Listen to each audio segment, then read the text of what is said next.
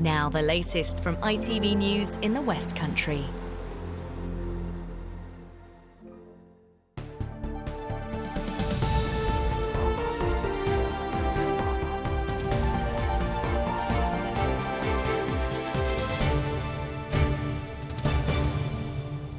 Hello and welcome to ITV News West Country with Seb and Louisa. Thank you for joining us. The headlines this Thursday evening. The first snowfall of the season. Dozens of schools across Devon and Cornwall stayed shut today as we get a taste of winter. It's very difficult to predict. It can be a bit hit and miss, so we've got some areas that have had a reasonable amount of snow, and then within a few miles from there, virtually no snow. Preserving our heritage for generations to come, with restoration about to start on Europe's last tin stream mill. New owners for Truro City FC as they confirm a move back to the county town. And on a snowy Dartmoor evening, what you really need is a cosy pub to take shelter. This one's just been saved by the local community.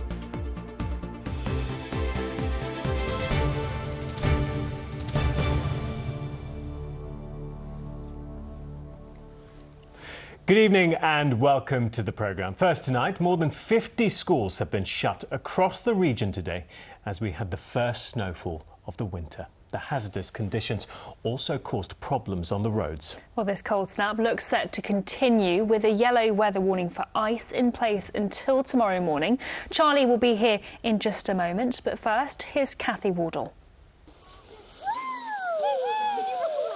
For some, there was delight at waking up to a blanket of snow with parts of West Cornwall transformed into a winter wonderland. We've been sledging down the roads and down all the hills, which has been quite fun. So yeah, it's been nice. But it's chilly, it's definitely chilly. But for others, that meant a chaotic morning commute. This was the scene on the A394 near Helston this morning. And like Stithians Community Primary School, more than 40 schools in Cornwall were closed or closed early. After a yellow warning of snow and ice, 25 gritters from Cormac's gritting depots were out across Cornwall overnight. Yeah, we've had the forecast yesterday lunchtime, which is what we based our decision on. We've been out last night and today reactively as well in terms of the snow that's obviously fallen overnight and into this morning. So we've got 25 routes that we treat, and all those routes have been treated. But there's still a safety warning to drivers over the next 24 hours. It's important to note that even if we salt and get that salt down on the road, that doesn't guarantee that ice, will still, can still potentially form. So there's still a risk there, whether we treat it or not, and people just need to be aware of that when they're driving. Watching conditions closely overnight were local weather enthusiast Kerno Weather Team. It's been really busy for us. We've been monitoring the weather since yesterday. We had a low pressure system moved in, which introduced quite a lot of rain. Then we had the cold air coming down from the north, and it was just trying to work out, is it going to snow or not going to snow? And it's that 1/10 of a degree difference. And then about 4 or 5 o'clock this morning, we was right, and it snowed quite about nearly everywhere in Cornwall. Parts of Dartmoor in the South Hams also saw a sprinkling. In Launceston, those on 4 legs ventured out too. As the day went on, though, snow began to turn to slush, and many were making the most of the unexpected snowfall before it disappears. Kathy Wardle, ITV News, Stithians. Well, Charlie joins us now. Charlie, it looked really, really beautiful out there today, but do we know how much snow actually fell? Well, depending where you were, a good few centimetres. Some at the very tops of Dartmoor up to about 5 centimetres, and you saw there quite a bit in certain parts of Cornwall that weren't necessarily in a warning. And all this week we've been looking at the nuances of where that snow would fall and just how uncertain it was. So, yes, some parts of Cornwall seeing quite a bit, some parts of Exmouth that were in the warning seeing very little at all, and that's been the real headache all this week. This next sequence here shows that rain working its way in during the early hours and bumping into that cold air, and the white bits you can see on here show where snow was falling. Doesn't show you how much, but you can see it's still a real mixture and just how tricky it was to get that forecast absolutely spot on. And there's still some falling for the next hour or so. But we did have some lovely pictures sent in as well. You've seen plenty of snow there across some parts of Cornwall. Mark, who lives admittedly quite high up on Dartmoor, sent me these pictures earlier on. So you can see there is quite a bit the higher up you go. But even close to the coast, Kingsbridge, this is a picture-perfect scene here along one of those lanes. Thankfully, most of us had the kind of snow that wasn't necessarily that disruptive. But but some of us did, and there's more cold weather on the way. Yeah, really, really wonderful pictures there. Charlie, thank you very much. Well, the weather, of course, is going to create a difficult situation for many vulnerable people. Earlier, I spoke to Kerry Williams from Plymouth homeless charity Shekinah and asked her how challenging the situation currently is. Yeah, I mean, it's extremely bad. Normally the government call what's called an official SWEP, which is Severe Weather Emergency Protocol. That hasn't actually been called by the government yet, but because of the cold weather in Plymouth the last couple of days and forecast to get worse the weekend, we've decided to open some places for the people who are living out on the streets in Plymouth at the moment. So those places include the Shekinah drop-in, which is where I am now. This is a place where people normally come throughout the day, but we're going to be opening it this evening for people to be sleeping. And also we've contacted some other agencies who have very kindly offered us some spaces to get as many people in off the streets and in somewhere warm for the next couple of days. Is it getting hard for people like you at Shekinah and other homeless charities to keep on doing this? Because obviously this takes funding. I mean, is it a case of people are being let down? Yes, no, it's extremely difficult, and also obviously it's going to have to be staff, so anybody who's going to be in this evening are going to need to have staff to manage them and provide them with warm clothes, warm drinks, and to make sure everyone is safe and well.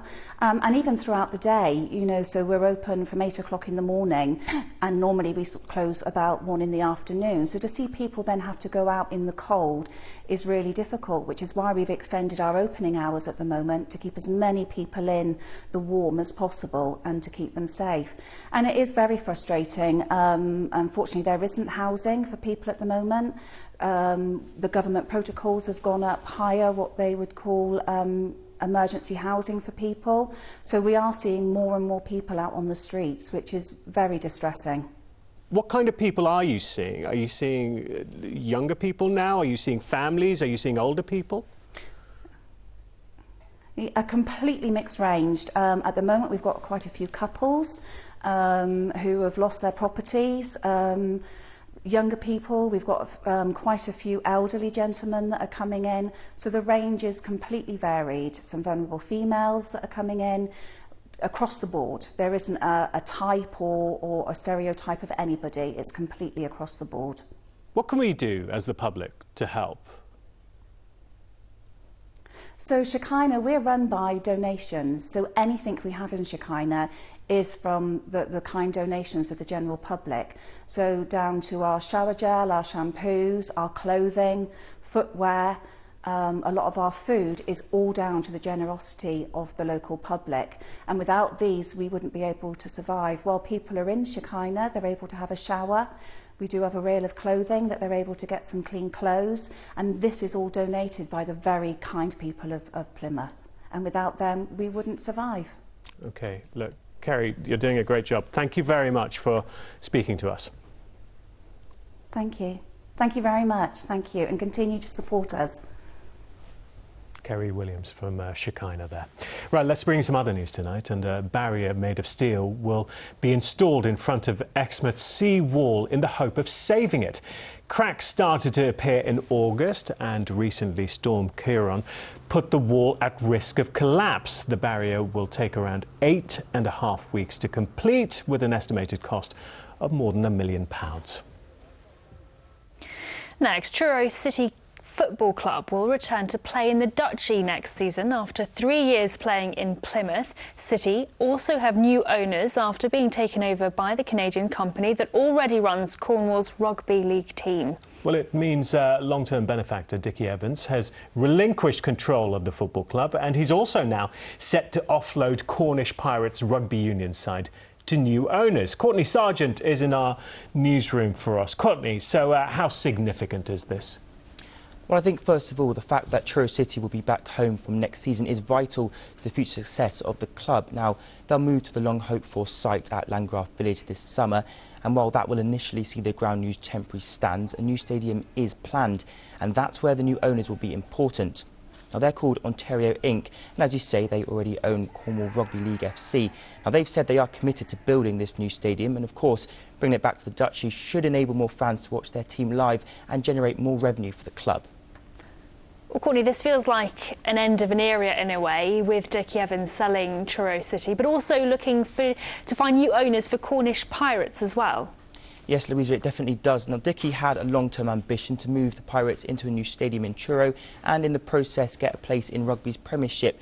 But the stadium plans faltered, and with it the Premiership dream as well. So Cornwall Pirates will remain in their spiritual home of Penzance. But it is important to remember they are still an established Championship side and are financially secure, which isn't always the case for clubs at this level. And selling the club, obviously that, immediately makes us a bit more financially sustainable.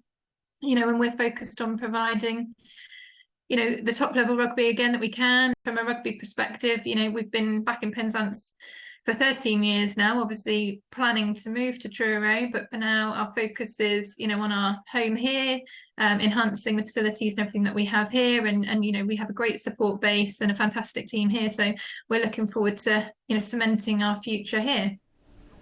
Dickie Evans may not have succeeded in the aim of getting Pirates into Premiership, but under his stewardship, both the rugby club and Truro City have come through tricky financial times, most notably during the COVID pandemic. So now the challenge for the new owners is to make sure that Cornish sports fans can support their teams for many years to come. Courtney, thank you. You're watching ITV News in the West Country with Louisa and Seb. Thank you for joining us this Thursday evening. Hope you managed to stay warm in this cold. Coming up at 6:30. A race against time. We find out more about the plans to restore Cornwall's last surviving 10-stream mill. And the community on Dartmoor that's raised more than £500,000 to save its local pub. They finally got the keys today, so we can show you around later.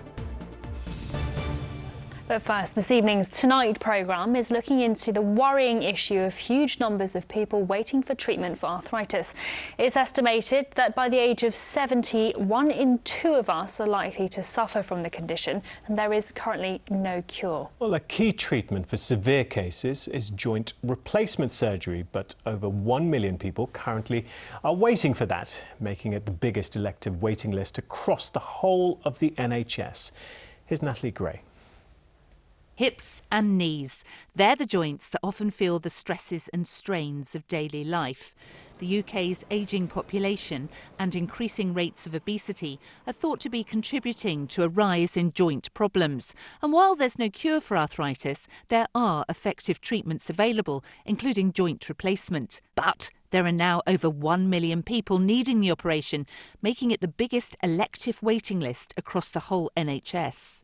If someone's waited 6 months, 12 months, 18 months, 2 years for a joint replacement, the muscles are going to be weak, your lungs and heart are not going to be as strong because you've not been able to be as active as you should. And so there is a clinical consequence as well as a human cost to these long surgical waits.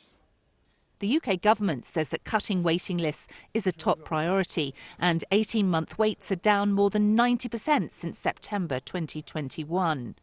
There are some people who found that lifestyle changes can help manage the condition and hopefully keep them off the long list for surgery. Diagnosed with arthritis as a child and now in her 20s, Emily Johnson decided a lifestyle overhaul was in order.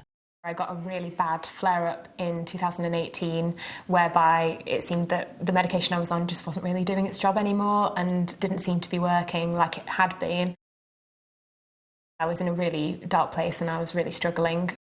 I thought, OK, I'm just going to kind of do this myself, do my own kind of research and experiment with food and see what happens, and set up a food diary called Arthritis Foodie on Instagram. So it was anonymously posting recipes and things that I was trying and seeing if it would help.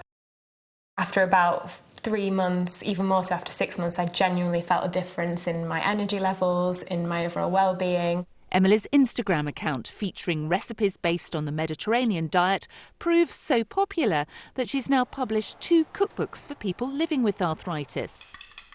A healthy, balanced diet is important for us all, but those living with joint pain are advised to seek healthcare advice before making drastic changes. And for those currently suffering from knee or hip problems in the colder weather, the advice is try to exercise if you can, keeping those joints moving and wrap up warm for winter. Natalie Gray, ITV News.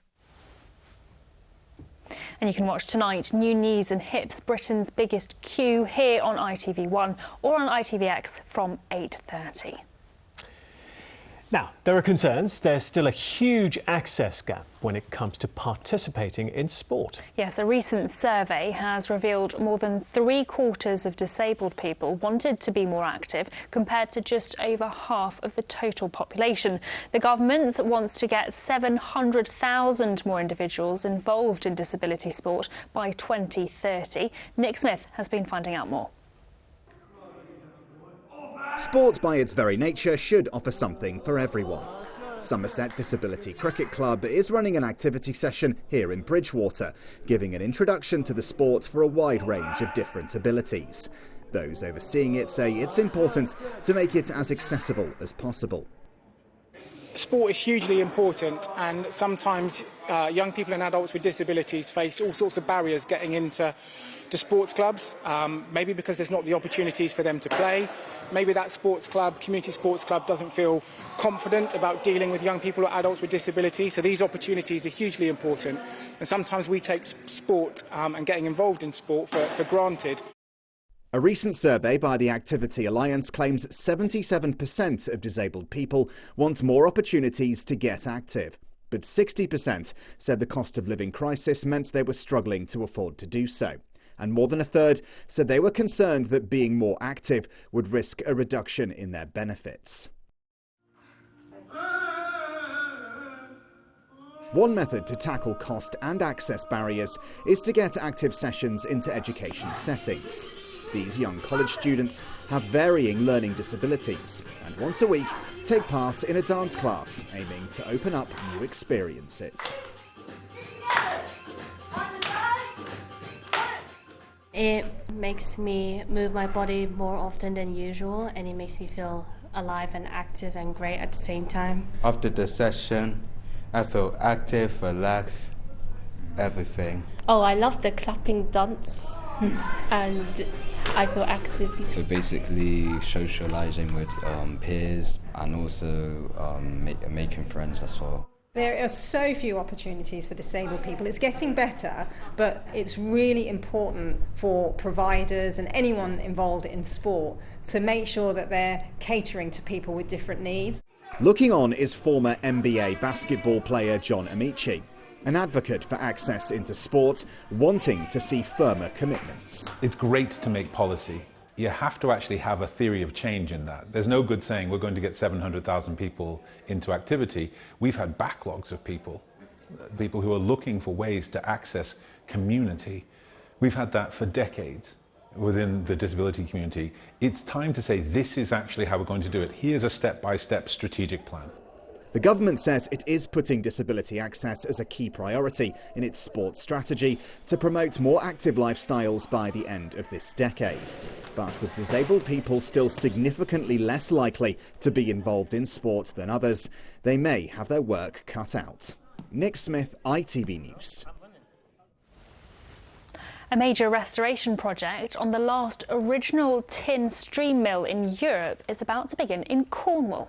At its peak, there were hundreds of mills operating in the duchy, but work is now needed on the roof of the remaining Tolgis mill. Charlotte Gay has been to see how the Grade 2 listed building is being preserved for generations to come. In the Tolgis Valley, tin has been streamed here for more than 500 years. And as the many hundreds of mills have disappeared, one is a unique survivor of this bygone age as the last working tin mill in Cornwall. But it's certainly in need of some work before the Grade 2 listed building goes beyond repair.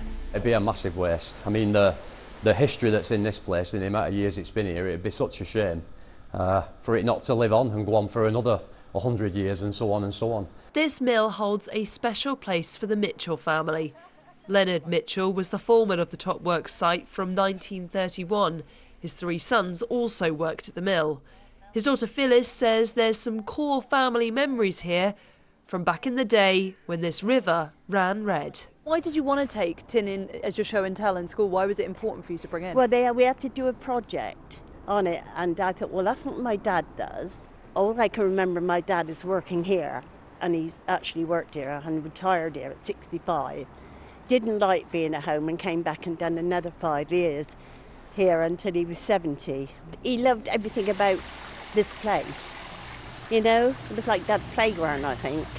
Do you think he'd be surprised to know that parts of it are still running?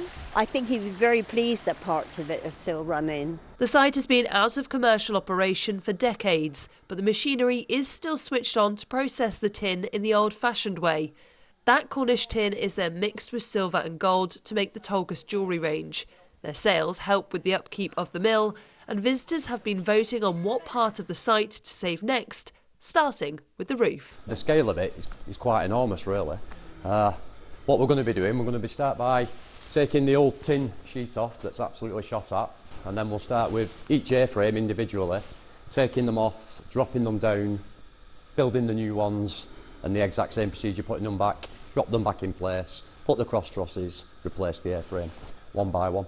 But after being unsuccessful with heritage funding, it's going to cost the owners £50,000 for the first stage of their repairs. Well, there is other places in Cornwall that have similar kind of ideas, but I think the tin mill itself and how it's so original, I think it's absolutely wonderful to try and preserve it and keep it how it is. It'd be such a shame to let it fall any further into disrepair to the point where we can't bring it back. It's at the point now it needs investment and it needs time and effort, and it's something we're really passionate about.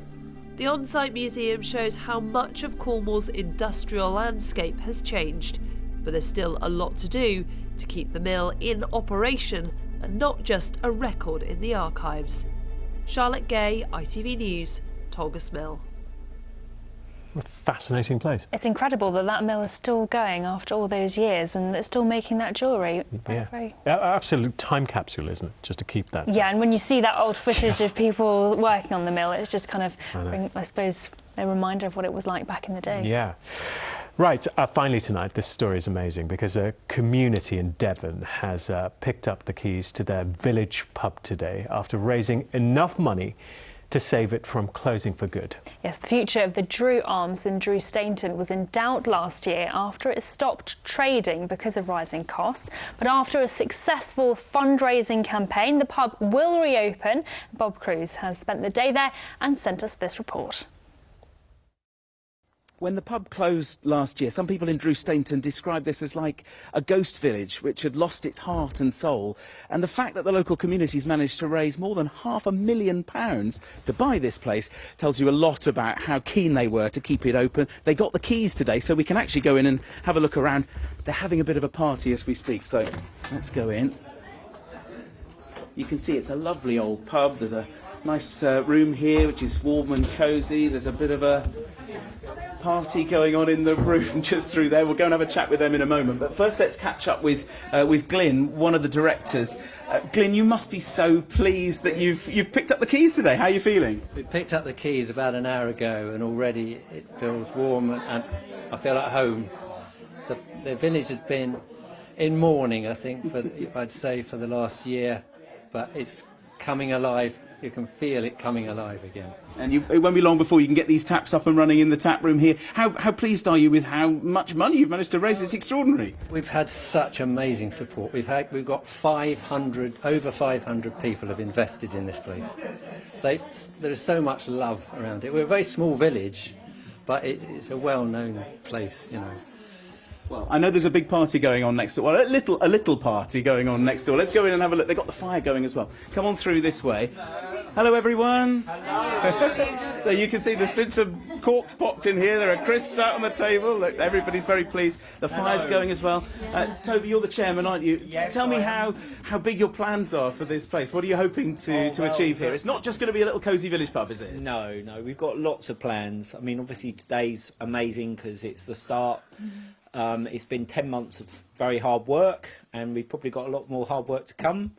But yeah, I mean, as you've seen, this is the heart of the pub, but we've got some great spaces out the back, the amazing long room, and that's going to host lots of exciting events, art shows, music, films, community events. So yeah, lots of really great stuff coming up. We've had over 500 people support this venture, and we need to, this is hooray to them. It's a celebration for all them. We have got the keys for you guys. So Brilliant. Well done. So a celebration today, many more celebrations to come. They can't wait to get more people in here and thank them for supporting this venture.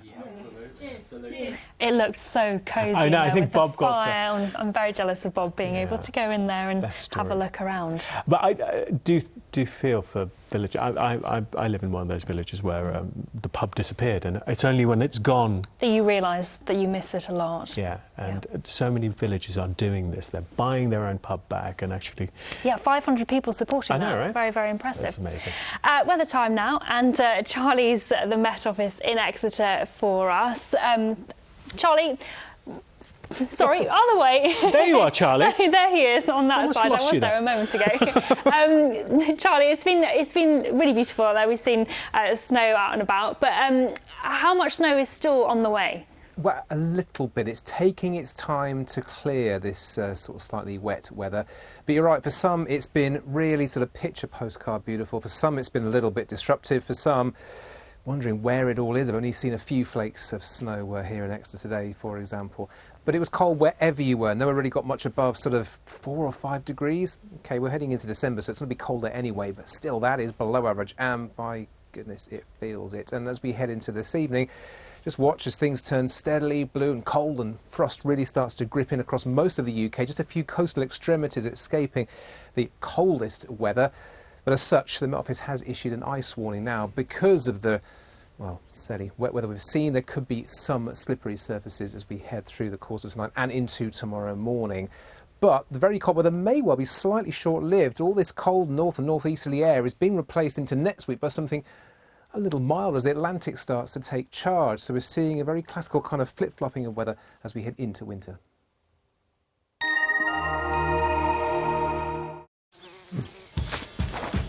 Whatever the weather, it always feels like home. Valent Heat Pumps and Boilers sponsor ITV West Country weather. Well then, staying colder as we head through the rest of this week. Very cold, frosty, icy, bit of fog perhaps as we head through tonight. But the next few days look relatively fine and bright. We've just got to wait for the rest of that low pressure to clear away to the south. Once it does, pretty light winds, pretty nondescript weather. Later in the weekend, hints of maybe 1 or 2 showers trying to push in from the west. But it looks relatively calm for the foreseeable. But as we head through tonight, we may still have a few further flakes of snow across Dartmoor. It's certainly going to stay very cold because as that low pressure clears away, so does the cloud, and the winds will be quite light as well. So most places will drop below freezing by a good degree or 2. Just the Isles of Scilly holding on something a little bit milder. So yeah, a lot of frost, some icy stretches, maybe the odd fog patch by tomorrow morning as well. It'll take a long time for things to thaw out as we head through the course of Friday. Some places, certainly the moors, will stay frosty all day, but there'll be a lot of sunshine around. Temperatures, though, much like today, not much better than 4 or 5 degrees. The Isles of Scilly making it up to high single figures. High tide as we head through the course of tomorrow, or Newquay there, 7:10 in the morning. Again, 7:35 p.m. On Saturday, a little bit more sunshine, similar temperatures, maybe a slightly bit higher. And then Sunday into next week, a bit more cloud starts to arrive as the Atlantic wants to take charge. Might see a few outbreaks of rain on Monday, and temperatures by then could be back up to double figures. So something a little milder, not too far away. But how about this for a sunrise this morning? Giselle in Lutton, just outside Sparkwell. Got some gorgeous colour in the sky and also just a nice little bit of mist in the valley. Wonderful view. Valent Heat Pumps and Boilers sponsor ITV West Country weather. Charlie, I know you said it's getting milder, but is this cold that we've just had, is this a sign of things to come in an extreme way? No, I don't think so. I'm kind of surprised how much snow settled so early in the season, really. But if I just run this graphic through again, we are going to replace some of that cold air with something coming in from the Atlantic. And the longer-range forecast suggesting that any more prolonged cold weather, such as the stuff we just had, doesn't look that likely. Charlie, thank you. It's making me feel a bit festive, though, which is nice. Yes, yeah, it really is. Now, a reminder, you can see more of our stories online, including the first acts announced for Boardmasters Festival next summer. Yeah, Stormzy and Chase and Status have been confirmed as headliners for more to come, of course. There's more of that on our website. That's it from the two of us. I'll have the late news at 11 o'clock this evening. After us, the ITV News continues, but for now, from all of us here, goodbye.